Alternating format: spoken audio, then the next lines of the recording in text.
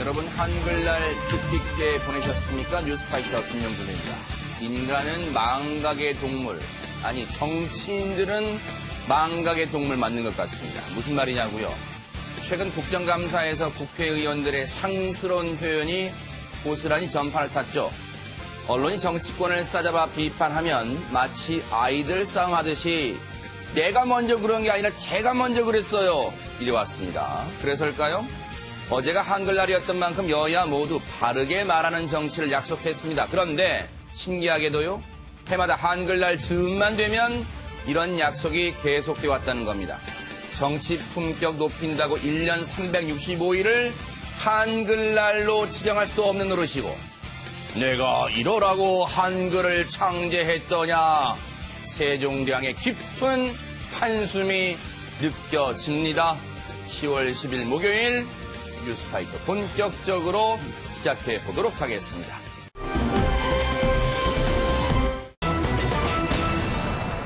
여러분 아시는 것처럼 화성 연쇄 살인사건 총 10차례, 그중에 8차는 이미 범인이 잡혔죠. 그런데 최근 이춘재가 8차도 내가 했다라고 자백하면서 일이 꼬이고 있습니다. 근데 그 8차 범인이 입을 열고 있다는데 대체 어떤 내용입니까? 김기혁 아나운서. 네, 이 8차 사건의 범인으로 20년간 교도소에서 복역했던 윤 씨가 있습니다. 이 윤 씨가 최근에 입을 열었는데 그러니까 자신의 자백이 경찰의 강압 수사 때문에 거짓으로 진술한 것이다라고 주장을 하고 있습니다.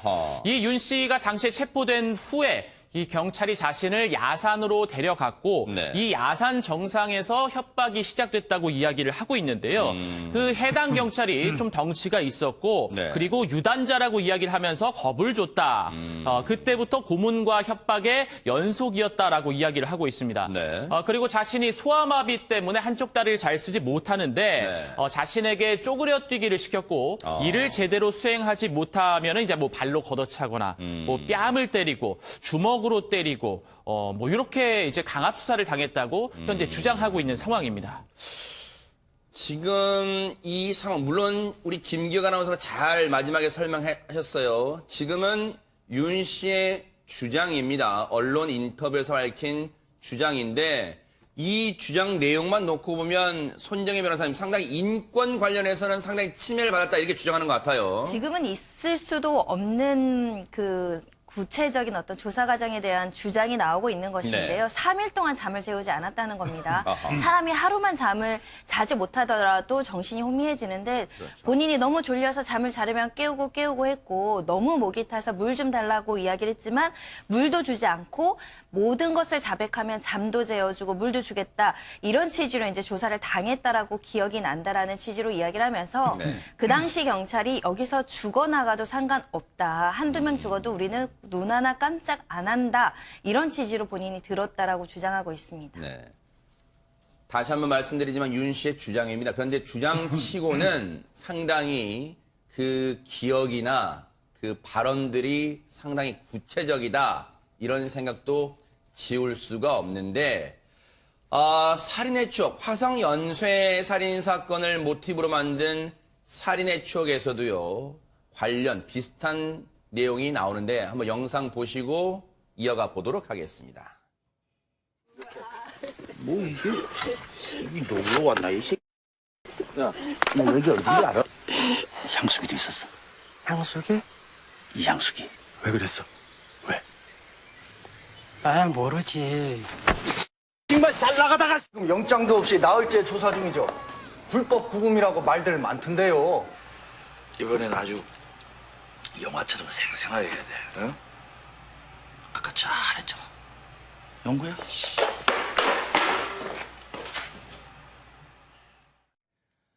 자, 민감한 표현일 수밖에 없습니다. 그런데 김복준 의원님, 당시에는 정말 고문이 있었습니까? 없었습니까? 뭐라고 봐야 됩니까?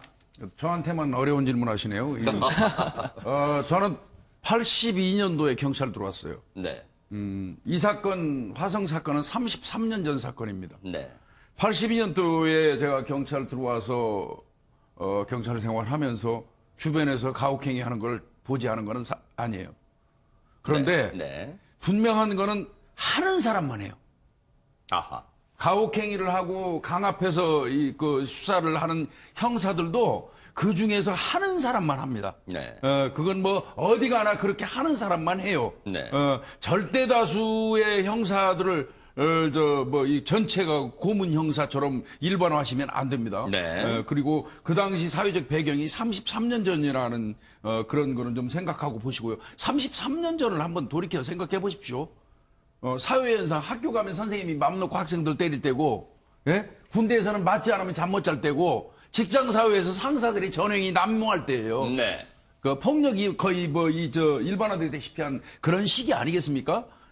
그런 시기에 오직 경찰에서는 그런 고문하고 강압 수사하는 사람이 왜 없었겠습니까? 네. 분명히 있었고, 그런 그 고문에 의해서 강압에 의해서 수사하는 거를 뭐 제 눈으로도 봤어요. 네. 그러나 절대 다수의 형사들이 그렇다고 그렇죠. 이게 일반화하시는 건 안 그러니까요. 됩니다. 저부터도 고문으로 30년 동안 수사하면서 수사해 본 적 없습니다. 땅을 네. 우러러 하늘을 굽어서 네. 그런 짓 해본 적 없어요. 네네.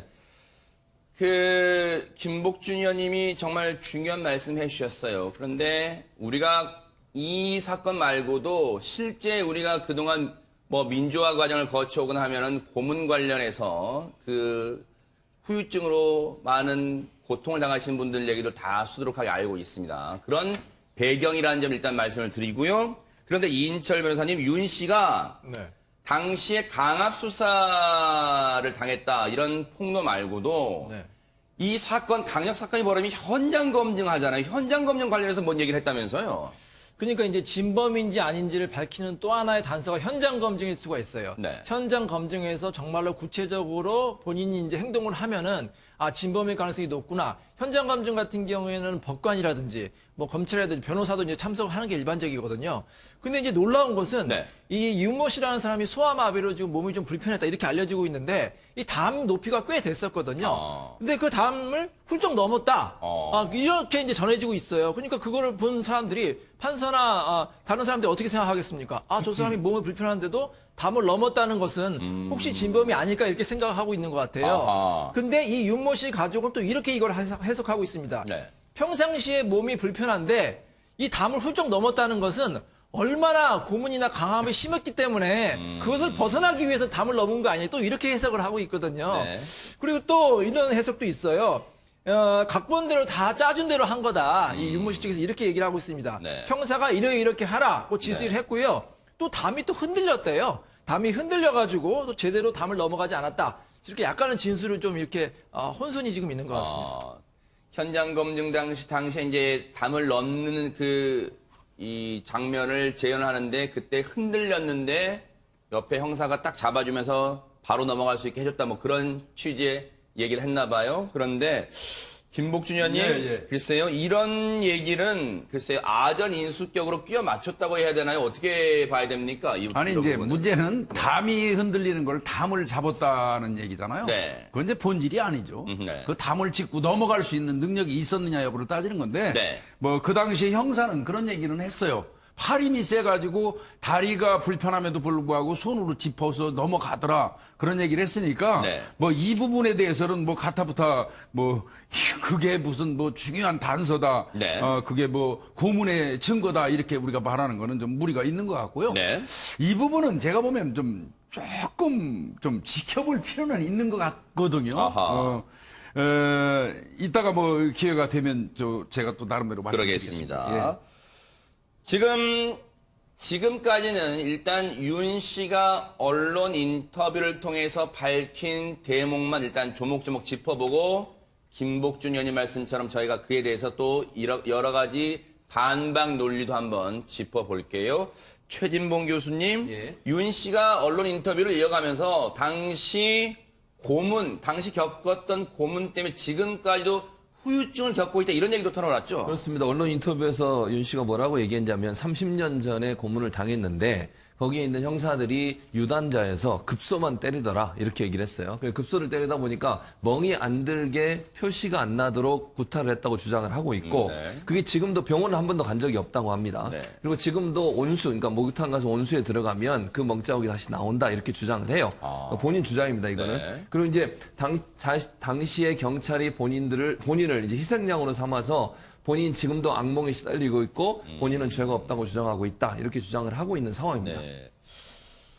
여기까지만 들으면 정말 그런 강압 수사가 있었을까 하실 거잖아요. 그런데 당시 수사를 했던 당사자 얘기도 중요하잖아요. 김기혁 아나운서. 네, 맞습니다. 네. 그 당시 수사를 했던 경찰은 이렇게 이야기를 하고 있습니다.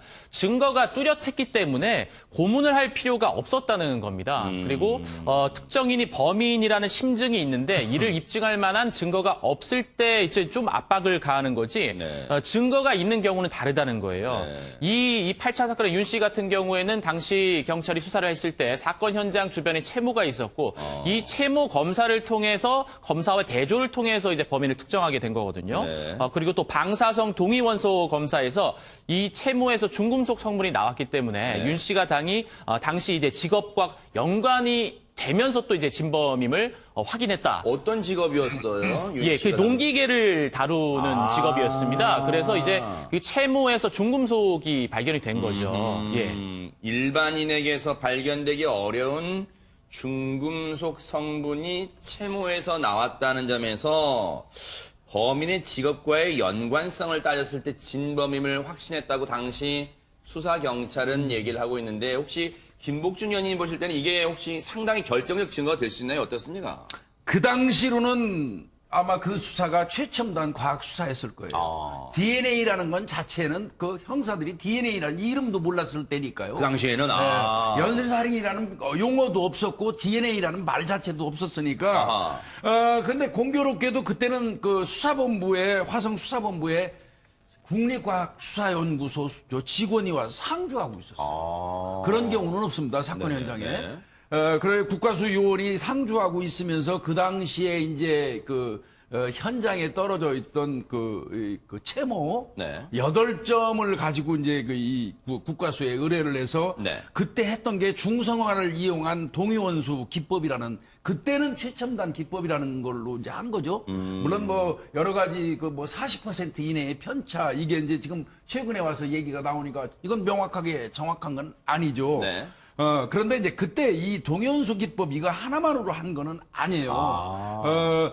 전체 그 용의자라고 생각되는 사람들 이 채모를 900번 정도 채취를 했는데요. 아까 말씀하신 것처럼 금속 가공업 같은 데 종사하는 사람들이 이 채모에서 티타늄이라든지 망간이라든지 알루미늄, 염화칼슘 같은 게 많이 나온다 하는 거를 착안해서 화성 수원 지역에 있는 금속 가공업에 종사하는 사람들 그 채모를 채취한 게 한 500여 번 될 거고요. 그리고 나머지 한 400여 번은 뭐였냐면 집 안에서 그 여중생이 살해됐기 때문에 면식범에 의한 소행일 가능성도 있다고 봐가지고 그 인근에 살고 있는 남성들의 채모를 전부 수집을 했어요. 그때 물론 이춘재의 채모도 수집이 됩니다. 네. 그 채모를 수집한 걸 가지고 이걸 바로 동위원소 기법으로 국가수에서 감정을 한 게 아니고요. 일단은 형태학적인 측면을 광학기구를 통해서 봤습니다. 현미경 같은 거라든지 이런 거를 이용해서 광학기구 형태학적 측면이 뭐냐면 네. 사람마다 이 채모에 네. 구불거리는 각도라든지 굵기라든지 방향 같은 거를 파악하는 게 형태학적인 어떤 그 측면이에요. 그게 그래서 사람마다 다른가 봐요. 다 다르답니다. 모든 사람마다. 그래서 형태학적인 어떤 1차 분류를 마치고 난 이후에 그 이후에 이제 동위원소 기법으로 이 수사를 한 거고요. 네. 또 그 과정에서 혈액형은 명백히 나왔거든요. 네. 그 혈액형은 B형이다. B형이다. 나왔던 그런 상황입니다. 네. 그렇다면 손정혜 변호사님, 지금 윤 씨는 언론 인터뷰에서 자신의 육성을 통해서 이런 엄청난 내용을 이른바 폭로 형식으로 얘기를 했습니다. 경찰이 앞서 당신은 증거가 뚜렷했다, 고문은 없었다, 여기서 그칠 게 아닌 것 같아요. 경찰 입장에서는요. 스스로의 과거에 대해서 돌아보고 과거의 악습이 있었다고 한다면 진실을 확인하고요. 그게 진실이라면 또 철저하게 반성하는 모습을 보여야 되는 상황입니다. 네. 왜냐하면 이 윤모 씨의 주장에 신빙성이 있다라는 것이 아니라 이미 화성 연쇄 살인 사건의 가해자로 몰려서 억울하게 가혹행위를 당하거나 극단적인 선택을 한 전례들이 지금 알려지고 있기 때문에 국민들도 그것 때문에 혹시 윤모 씨도 그 일환의 피해자 아니냐 이런 시각을 감출 수가 없는 것이고요. 수사기관에서는 현재 그 당시에 경찰 조사 과정에서 참여했던 경찰을 조사할 예정이라고 합니다. 네. 윤모 씨 주장은 고문할 당시에 5명의 형사가 있었다는 것이고 순차적으로 그 형사님도 조사할 것이라고 이야기를 하고 있고요. 경찰에서 나아가서 그 당시에 수사검사도 있지 않겠습니까? 네. 아마 수사검사도 직접 대면해서 조사를 했을 개연성이 있는데 그때 어떤 가혹행위가 있었다, 고문이 있었다 이런 주장을 했는지 여부에 대해서 조사를 하고 조사 일정을 조율하고 있다라고 밝히고 있습니다. 네. 그런데 이인철 변호사님, 여기서 이제 드는 궁금증, 아마 시청자분들도 그런 생각하실 거예요. 수사 과정에서는 강압, 즉 고문이나 이런 강압적인 요소 때문에 없는 말을 자백할 수밖에 없었다 치지만 그럼 재판 과정에서는 말을 바꿨을 거 아니냐 이런 생각하실 것 같습니다. 말을 바꿨습니다. 아하. 1심까지는 인정을 했어요. 본인이 자백을 했지만 항소심부터는 억울하다고 해서 번복을 했습니다. 근데 피고인을 도와주는 사람이 누구죠? 변호사, 변호인이잖아요. 네. 네네. 변호인의 조력을 제대로 못 받은 것 같아요. 왜요? 당시 국선 변호인이 있었는데 네네. 결심 공판 때 한 번 보고 그 다음에는 거의 도움을 받지 못했다 이렇게 진술하고 있거든요. 그래서 실질적으로 방어권이 행사가 되지 않은 것 같고요. 아하. 제가 봐도 조금 의심스러운 게 몇 가지가 있습니다. 네. 자, 첫째는 방사선 동의 원소에서 이 사람이 특정이 됐다고 하는데 DNA 같은 경우에는 정확성이 99.9%거든요. 방사선 동의 원소의 정확성은 99.9% 정도가 안 돼요. 제가 알기로 한 60% 내외로 알고 있습니다. 네. 물론 이 사람일 수도 있지만 아닐 가능성도 충분히 있다는 거죠. 네. 그리고 설령 그 사람이 있다고 하더라도 채모만 그 방에 있다고 하더라도 그게 100%라고 범인이라고 단정할 수 있을까요? 채모가 다른 어떤 경로로 그 방에 들어왔을 수도 있잖아요. 물론 그런 가능성도 물론 네네. 많지는 않지만 있을 수가 있고 그렇죠, 네. 또 중요한 건 뭐냐면 이춘재가 자백을 하고 있다는 겁니다. 이춘재가 8차 사건을 굳이 본인이 안 했는데 했다고 자백할 이유가 있을까요? 저는 그게 좀 궁금합니다. 왜냐하면은 네. 그동안 계속해서 이춘재가 진술을 거부하다가 네. 경찰이 프로파일을 투입해서 가진 노력 끝에 자백을 이끌어냈잖아요. 네. 그럼 경찰이 그 나머지 자백들은 이춘재가 사실대로 말했다. 이걸 전제로 해서 지금 발표한 거 아닙니까? 네. 근데 유독 콕 8차 사건만 찍어가지고 이것만 거짓말이다. 네. 이춘재가 8차 사건만 거짓말할 이유가 있을까? 저는 그것에 대해서 굉장히 좀 의문스럽습니다.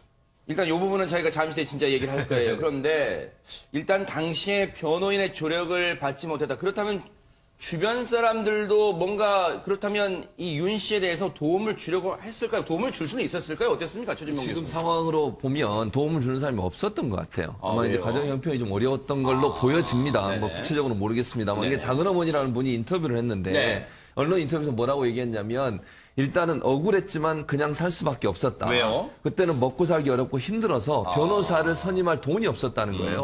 그러니까 결국 작은 아버지가 사실을 알고 있었지만 또 네. 만나서 얘기를 했는데 아까 이인철 변호사 얘기하셨지만 변호사는 한 번밖에 도움을 못 받았고 네. 국선 변호인은 그것도 국선 변호인. 그렇죠. 네. 그리고 나서 작은 아버지가 그 윤모 씨를 만났는데 네. 그때 이제 억울하다고 얘기를 했다고 합니다. 아하. 그럼에도 불구하고 본인들이 도와줄 수 있는 형편이 안 되다 보니까 네. 변호사 선임을 할 수 없었고 그러다 보니 결국은 인정하고 넘어갈 수밖에 없었다 이런 얘기를 하고 있어요. 네. 그러니까 아마 그 당시에 윤모 씨의 형편과 상황이나 주위에서 도와줄 수 있는 상황이 안 되다 보니 결국 변호인의 조력을 제대로 못 받았고 본인이 억울한 상황에 빠지게 됐다 이렇게 지금 가족들은 주장하고 있는 상황입니다.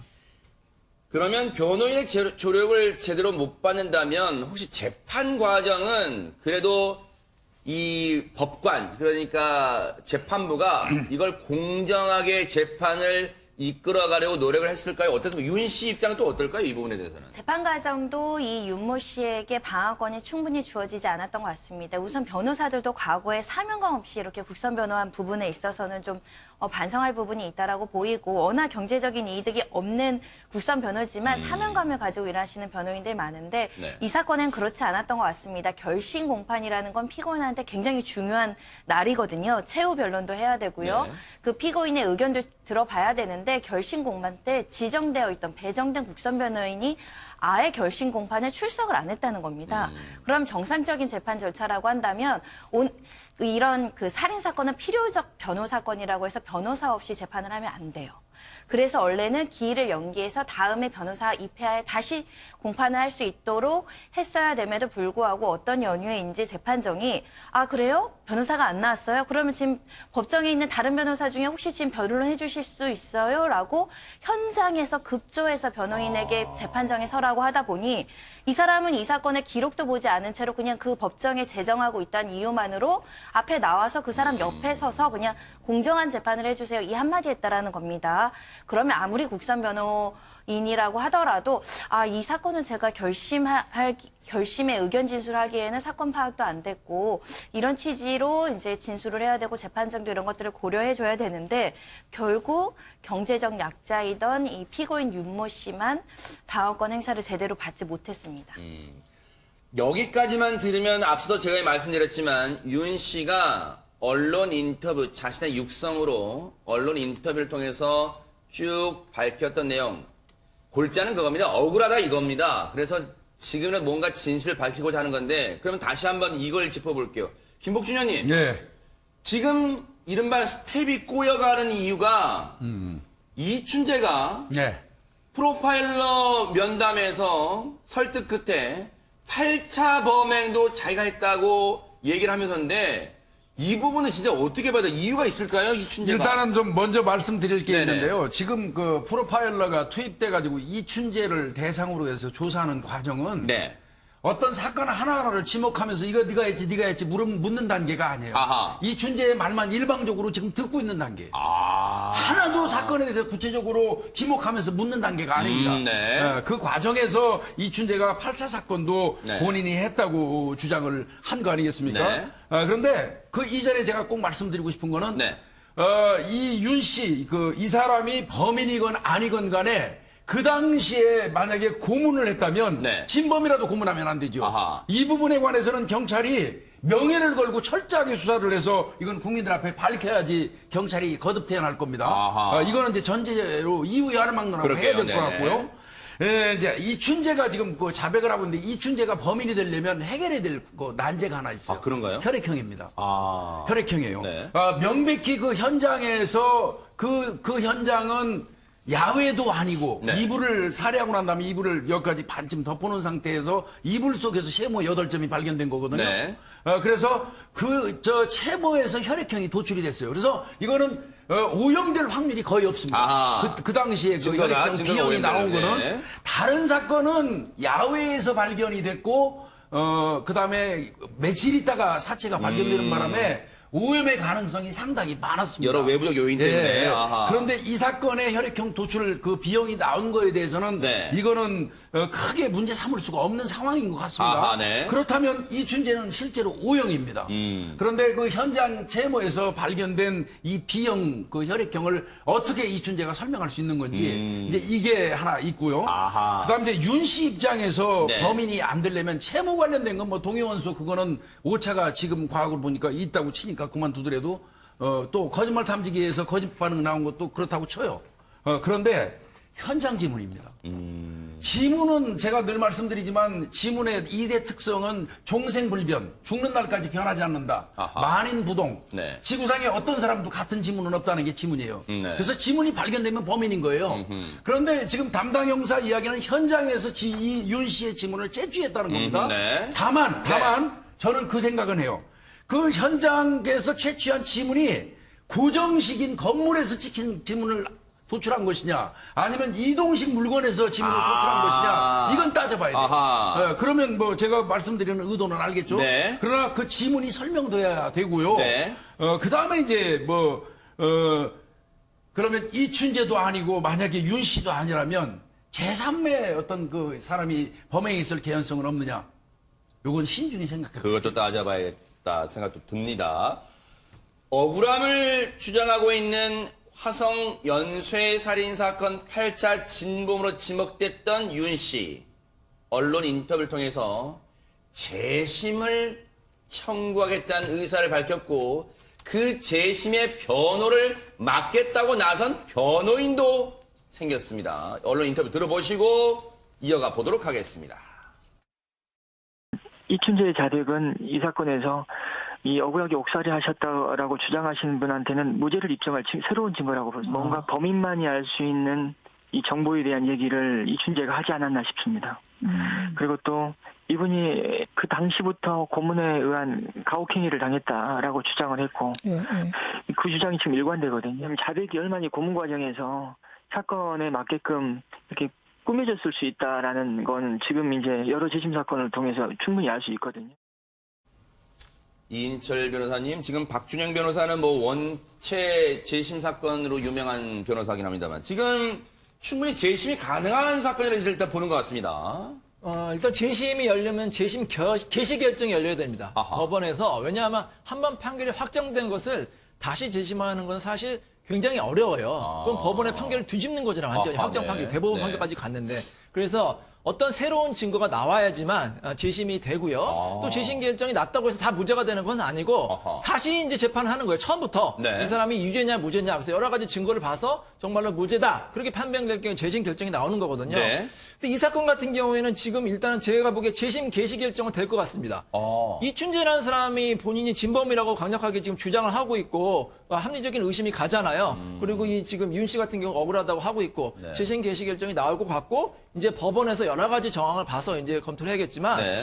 뭐 우리 김복준 위원님께서 여러 가지 이제 증거를 말씀해 주셨기 때문에 누가 봐도 이 증거만 보면은 윤 씨가 범인으로 보여요. 네. 하지만 범인이 아닐 가능성도 1%는 된다고 생각을 합니다. 저는. 당연하죠. 예, 이런 말이 있어요. 형사소송법에. 99명의 도둑을 놓치더라도 네. 단 한 명의 억울한 사람은 범인을 몰면 안 된다. 네. 이런 말이 있거든요. 지금 강력하게 이춘재가 자신이 범인이라고 주장을 하고 있잖아요. 네. 이춘재가 거짓말할 이유가 있을까요, 지금? 아니, 저는 그 이유가 지금 궁금합니다. 지금 교도소에 있는 사람이 무슨 영웅심리나 이런 것 때문에 자백을 했다고 하는데 무슨 영웅심리입니까, 교도소에 있는 사람이. 그리고 지금 프로파일러나 라포르가 형성이 돼가지고 신뢰감이 형성돼서 지금 다 사실대로 말을 했잖아요. 네. 만약에 이춘재의 8차 자백이 거짓이라면 신빙성이 의심된다면 네. 이춘재가 다른 진술도 그러면 신빙성 의심해봐야죠. 다른 사건도 그럼 이춘재가 범인이 아닌가요? 네. 그게 아니잖아요. 이춘재가 다 사실대로 얘기했잖아요. 네. 본인이 범인이라고. 근데 왜 유독 자신이 하지 않은 8차 사건을 범인이라고 자백을 했냐고요. 네. 이 부분에 대해서도 심의를 해봐야 될 것 같아요. 그거는 저 변호사님이 그 법적으로 해석을 하시는 거고요. 범죄학적인 측면에서 보면 재소자들 강호순이니 정남균이 저 유영철이 같은 사람들은 그 안에서 자신이 하지 않은 거를 했다고 과시하는 경우가 유독 많습니다. 그건 왜 그러냐면 어차피 범죄자들 입장에서는 교도소 내에서 지존이 되고 싶어 해요. 범죄 많이 하고 정확하게 할수록 그 내부에서는 그들이 인정받는 그런 습성들이 있어서 저도 안 해요. 그거는 범죄학적인 측면에서 해석을 하셔야지 그 법적으로 해석할 수 있는 사항은 아니고요. 네. 제가 아까도 말씀드린 것처럼 이춘재가 범인이 되려면 혈액형이 해소돼야 된다는 거죠. 그게 과학 아니겠습니까? 네. 그 강호순 사건을 제가 말씀드릴게요. 그럴까요? 다른 미제 사건이 한두 건이었고요. 이춘재는 본인이 밝힌 게 여러 사건이 있었습니다. 성폭행 사건도 수십 건이 있었어요. 본인이 만약에 과시하려면 자신이 저지른 다른 사건으로도 충분히 과시가 됩니다. 이춘재만 해도 지금 우리나라에서 가장 지금 살인사건 많이 한 사람 중이에요. 근데 8차 사건만 유독 꼽아서 그것도 자기가 하진 않는데 했냐고요. 네. 그거 저는 의심스럽다고 해서 이거를 심리해야 될 것으로 보입니다. 그래서 일각에서는요, 이춘재가 그렇게까지 머리를 썼는지는 모르겠습니다. 일각에서 언론 보도에서 그렇게 나옵니다. 이춘재가 경찰을 자중 질환에 빠뜨리기 위한 요량으로 8차도 자신의 소행이라고 말하진 않았을까라는 그런 합리적인 의심까지 나오고 있는 상황입니다. 결국 이 사건은요, 과연 법원이 재심을 하기로 결정하게 된다면 반드시 또 많은 논란을 낳을 수 있는 대목이기 때문에 뉴스파이터가 계속해서 따라붙어 보도록 하겠습니다.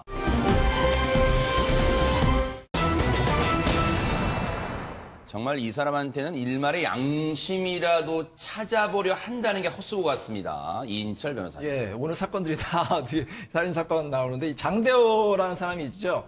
이 모텔의 종업원인데 네. 지난 8월 8일 날 투숙객을 흉기를 이용해서 잔혹하게 살해한 그런 사건이 있었습니다. 그랬죠. 근데 범행 동기가 정말 황당을 해요. 이 피해자가 자신에게 반말을 했고 투숙비 4만 원을 지급하지 않아서 화가 나서 본인이 살해를 했다 이렇게 진술했고요. 그랬었죠. 네. 그 사체를 또 잔인하게 훼손해서 한강에 버린 다음에 이제 본인이 이제 범행을 이제 완벽하게 숨겼다고 이제 자신을 했는데 이제 실종 사건이 되고 경찰이 수사를 하니까 네. 본인이 이제 자백을 하게 됐습니다. 모든 걸 자백했죠. 자, 근데 의정부지법에서 이제 심리가 열렸는데요. 네. 보통은 이러한 범죄를 저지를 경우에는 뭐 유족에게 사과를 하고 본인의 죄를 인정을 해야만 본인이 네. 강경받을 수 있기 때문에 그런 행동을 하는데 이 사람 같은 경우는 전혀 반성하지 않았습니다. 네. 모두 진술에서도 네. 본인의 이름과 직업, 출생연도, 생년월일을 얘기를 했지만 거짓노동을 진술을 거부했고 또 검찰이 공소사실 제기한 걸 다 인정했고 범행 네. 도구도 다 인정했지만 본인의 잘못은 끝끝내 인정하지 않았습니다. 그제입니다. 8일날 첫 재판이 열렸는데 첫 재판에서 글쎄요 요만큼이라도 기대했던 아마 많은 분들을 바보로 만들었습니다. 첫 재판에서의 모습이 어땠습니까, 김복준 의원님? 이 사람은 그 본인이 살해한 것에 대해서 죄책감을 전혀 느끼지 않았어요. 결국 왜 살해했냐고 물어봤더니 피해자가 먼저 내 배를 한 4차례 정도 주먹으로 때렸다. 그래서 그 당시 폭행을 당하면서 모욕감 때문에 내가 범행을 저질렀고 그래서 피해자 가족과도 합의할 생각이 추호도 없다. 이런 식으로 이야기를 했어요. 더 나아가서는 뭐라고 얘기했냐면 내가 그 사람을 살해한 거는 내 사리사욕을 이게 무슨 의미인지 모르겠습니다만은 내 사리사욕을 채우기 위해서 살해한 게 아니고 그렇기 때문에 유족한테 내가 용서를 구할 이유도 없고 나 사형 당해도 좋다 이런 식으로 얘기했는데 본인이 그 사람을 살해한 게 사리사욕이 아니면 어떤 정의감에서 한 건가요? 좀 이상적인 어떤 그런 발언을 했습니다. 네. 하기야 뉴스파이터 다루는 이 범인들은 우리의 일반 상식으로는 이해할 수 없는 사람들이 대부분이긴 합니다만 그 중에서 더 정말 최악인 것 같습니다. 장대호가 글쎄 이걸 당당하다고 표현한 것도 좀 정말 시청자분께 송구한데 그 모습 한번 보시고 이어가 보도록 하겠습니다. 이번 사건은 흉악범이 양아치를 죽인 사건입니다. 나쁜 놈이 죽인 사건입니다. 지금 반성하고 계십니까? 제가 유치장에서 죄송합니다. 많이 생각해봤습니다. 아무리 생각해도 잠깐만요. 말을 못하게 하는데 잠깐만요. 아무리 생각해도 상대방이 죽을지 그랬습니다. 반성하고 있지 않습니다. 유족들한테 미안하지 않으세요? 전혀 미안하지 않습니다. 유족 얘기가 잠깐 말미에 나온 김에 어제 첫 재판이만큼 손정혜 변호사님 유족들도 혹시 재판 봤을 거 아닙니까? 방청석에 유가족들이 있었고요. 그래서 재판부에서 왜 유가족에게 미안하다고 하지 않느냐 이렇게 이야기를 했더니 또다시 앞서 본 화면의 태도와 마찬가지로 전혀 미안하지 않습니다라고 하면서 오히려 유족을 빤히 쳐다보면서 윙크를 하고 미소를 지었다는 겁니다.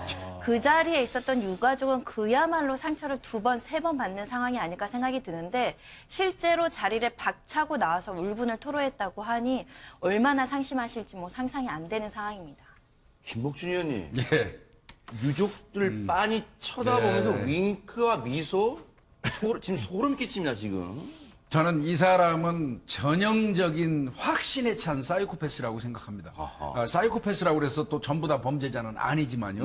어떤 연살인범의 분류에 들어가는 꼭 그렇게 분류를 한다면 이 사람은 사명감형 살인범이라고 봅니다. 그런 분류가 있나요? 혼자서 사명감 느끼는 거예요. 이 세상에는 본인이 생각한데 이 세상에는 존재해서는 안 되는 사람들이 제도권에서 해결이 안 되니까 내가 직접 응징한다는 혼자서 사명감 느끼는 연살인범의 분류 중에 사명감형이 있어요. 그 영화에 많이 나오는 소재 같은데요. 거기에 많이 이 사람이 천착되는 것 같은 느낌이 드는데 이를테면 이런 겁니다. 미국에서 약 50여 명의 그 여성들 가출한 여성 청소년들을 집중적으로 살해한 게리 리치웨이라는 범인이 있었어요. 그 범인 같은 경우도 검거해가지고 보니까 가출하거나 아니면 성매매를 하는 여성들은 이 세상에 존재해서는 안 된다고 혼자서 사명감을 느꼈어요. 그래서 그런 여성만을 집중적으로 골라가지고 살해해서 그린리버 사건이라고 하는데 강에다가 유기했던 그런 사건이 있었거든요. 그것처럼 내가 볼 때는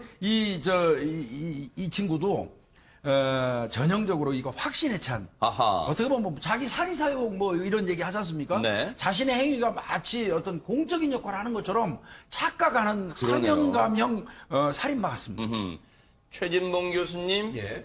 그런데 장대호 본인은 검찰의 구형, 사형 구형이 나 사형도 괜찮다. 정말 이것도 천인 공널짓입니다만 진짜로 사회와 경위가 필요하긴 한 것 같아요, 지금. 그렇죠. 그래서 검찰이 구형을 사형을 한 것 같아요. 네. 물론 사형이 집행되지 않을지는 또 뭐 법원에서 어떤 경우가 나올지는 지켜봐야 봐야 되겠습니다만 검찰이 볼 때는 이게 계획범이잖아요. 계획적으로 죽였죠. 그리고 나서 사체 유기했죠. 그리고 지금 반성임에도 전혀 보이지 않고 있죠. 또 살인의 동기라고 하는 게 너무 이해가 안 되는 동기예요. 발로 몇 번 찼다. 돈을 4만 원 안 줬다. 이게 살인의 동기가 될 수 있습니까? 네. 그러니까 일반적으로 봐서 이런 정도의 살인의 동기를 갖고 있는 사람이라면 비슷한 형태의 행동을 또 누가 한다고 하면 본인이 또 그렇게 살인을 할 거 아니에요. 아하. 사회에 나오면. 네. 저분이 만약에 형기를 다 마치고 나와서 네. 본인이 또 똑같은 상황이 되면 지금도 반성을 안 하고 있는데 네. 본인이 볼 때 본인의 기준에 맞지 않는다고 생각하면 그냥 살인행위를 또 할 수 있는 위험성은 충분히 예측해 볼 수 있는 상황이기 때문에 네. 검찰 입장에서는 사형을 언도하는 것은 네. 이 사람이 지금 죄를 범한 죄뿐만 아니라 이후에 반성하지 않고 앞으로의 예측 가능한 행동의 범위를 봤을 때는 상당히 사회적으로 위험한 사람일 가능성이 있다. 이런 점들이 차관되지 않았나 이렇게 생각이 됩니다. 네. 혹시 제가 이렇게 말씀드리면 인권을 상당히 소중히 생각하시는 분들은 어떻게 반응하실지 모르겠습니다만 근데 이인철 변호사님 네. 우리나라는 사형 집행되지 않은 사실은 이미 사형제 폐지 국가에 지금 분류되어 있잖아요. 사형 의미가 있습니까? 사형 구형이 어떻습니까? 그래도 의미는 아직까지는 남아있다고 생각합니다. 검찰에서도 이 사람이 얼마나 중한 범죄면 사형을 구형했겠습니까? 법원에서도 아마 사형 선고가 내리지 않을까 이렇게 조심스럽게 예측을 해보는데 사형 선고랑 무기징역이랑 다른 건 뭐냐면 무기징역 같은 경우에는 모범수가 되면은 아까 여러 사건 봤지 않습니까? 가석방으로 나올 수가 있어요. 감형돼가지고 나올 수 있는 나올 수가 거예요? 있는데 아. 사형 선고 같은 경우에는 가석방이 안 되거든요, 원칙적으로. 아하, 네. 그리고 또 어떤 심리적인 충격이라든지 또 범행 예방 차원에서도 사형은 꼭 필요하다고 보고요. 제 생각엔 사형 선고뿐만 아니라 정말로 흉악범이고 악질적인 범죄자 같은 경우에는 집행도 고려를 해야 된다고 봅니다. 집행을 하지 않은 사형 선고가 그게 무슨 소용이 있겠습니까? 그래서 사형을 선고했으면 정말로 이 사람이 우리 사회에서 영원히 격리될 필요가 있으면 집행하는 것도 한번 고려해봐야 된다고 생각됩니다. 네. 혹시 이제 다음 달 5일이면 이제 장대호에 대해서 선고하는 공판이 열려요. 그날 이제 뭐 징역 얼마가 나오겠지만 손정혜 변호사님 재판부한테는 이 장대호가 범행 후에 글쎄요, 이거 자수라고 봐야 될지 모르겠습니다만 자수했다는 것도 참작이 됩니까 혹시? 근데 그 실질적인 자수의 효과로서 감경하기는 어려운 사안으로 보이고요. 이미 피의자, 용의자로 다 특정된 상황에서 자수를 했던 사건이기도 하고 나아가서는 이 사람이 살인범죄에 대해서 반성하지 않는다는 것은 혹여라도 선처했을 때 재범 우려 가능성이 굉장히 높다라는 측면에서는 자수로서 감면해주거나 감경해주기보다는 오히려 엄중한 처벌을 하는 것이 훨씬 더 우리 사회의 안정성에 도움이 된다라고 재판부가 판단할 가능성이 높아서 사형까지는 아니더라도 무기징역, 중형은 예상되는 사건입니다. 네. 어쨌든 장대호에 대한 선고 공판 다음 달 5일에 어떻게 될지 또 지켜보도록 하겠습니다.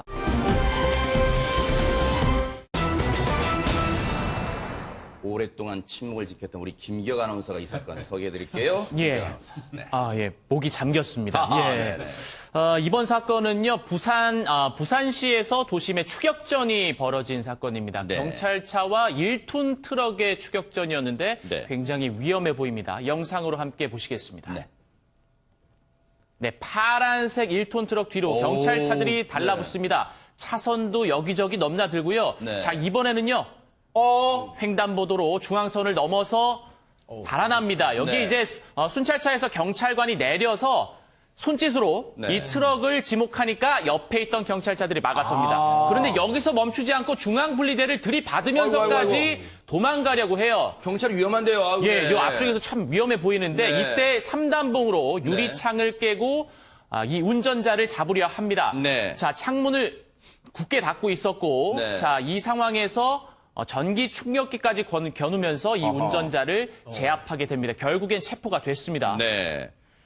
저게 이제 부산시 도심이란 말이에요. 대체 무슨 일이 있었던 겁니까? 손정희 변호사님. 그게 10월 7일 오전에 벌어진 사건이잖아요. 근데 시간을 거슬러 올라가서 1시간 30분 전 직전 상황을 보시면 네. 그날 오전 8시 50분경에 이제 부산 진구까지 저 남자가 택시를 타고 오게 됩니다. 그런데 택시기사하고 요금 시비가 벌어지게 되고요. 결국 경찰이 출동까지 하게 되는 상황이 발생하는데 네. 일단은 경찰이 출동해서 사건을 잘 중재해서 이 택시 그 요금의 시비는 잘 해결을 했습니다. 네. 어찌됐든 경찰이 출동을 했으니까 이 남성이 신원 확인을 해야 되잖아요. 아하. 당신 이름, 주민번호, 운전면허증 보겠습니다. 이렇게 이야기를 했는데 두고 온 물건이 있다라고 하면서 신원을 확인하지 않고 손살같이 달아나 버린 사건입니다.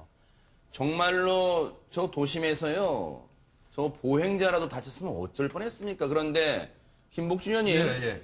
택시 요금 시비는 잘 경찰의 중재가 잘 처리됐는데 왜 저 추격전 벌였을까요, 그러면? 거기 현장에 출동했던 경찰관이 그 직전 4일날 자신의 관내에서 차량 절도 사건이 발생했던 적이 있답니다. 아하. 그때 CCTV를 많이 봤어요. 그때 용의자의 얼굴을 봐뒀는데 이 사람을 딱 그 조사하는 과정에서 얼굴을 보니까 그 사람이 맞는 것처럼 보인 거예요. 그러니까 택시 시비는 끝났지만 네. 그러니까 경찰이 일부러 모르는 체하면서 당신 절도했지 뭐 이렇게 물은 게 아니에요. 자연스럽게 좀 더 좀 확인할 게 있으니까 같이 좀 가시죠 하고 임의동행을 요구한 겁니다. 네. 그러니까 이 범인이 그 경찰이 눈치챈 걸로 본 거예요. 그 직전에 있었던 차량 절도 사건을. 네. 그러니까 차 안에 내 두고 온 물건 있으니까 잠깐 갖고 올게요 하는 사이에 차 타고 그리고 그냥 그 길로 저렇게 행각을 벌인 거예요. 아하.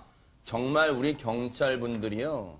김복준님 후배분들이 정말 눈썰미 좋은 경찰분들 많다는 생각하는데요. 그 얘기 한번 들어보시고 이어가 보도록 하겠습니다.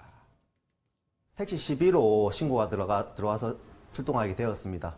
현장에 가보니까 얼굴을 보자마자 그 며칠 전에 발생한 차량 절도 용의자임을 인지를 했고 그 사람이 갑자기 도주하기 시작해서 용의자임을 확신하게 되었습니다. 근데 김기혁 아나운서 앞서 영상도 봤습니다만 검거 과정이 만만치는 않았어요. 혹시 제압 과정에서도 혹시 흉기 같은 게 나왔습니까, 혹시? 예, 일단은 저희가 영상을 짧게 보여드렸지만 거리로 따지면 한 10km 정도를 이 트럭이 이제 도망을 쳤고요. 네. 시간으로 따지면 1시간가량입니다. 세상에. 예. 왜냐면 이제 거리에 비해서 이제 도로도 막히는 상황도 있었고 이제 막 하다 보니까 1시간 정도 이제 걸렸는데 이 유리창을 깨고 들어갈 때 경찰들이 참 조심을 해야 되는 게 혹시나 흉기를 가지고 있을 수 있잖아요. 맞아요. 실제로 이 운전자 옷주머니 속에서 흉기가 있었습니다. 세상에. 예. 다행히 이제 3단봉으로 유리창을 깨고 전기 충격기로 겨눠서 이 사람을 이제 제압을 했기 때문에 다행히 이 흉기로 인해서 다친 사람은 없었습니다. 네.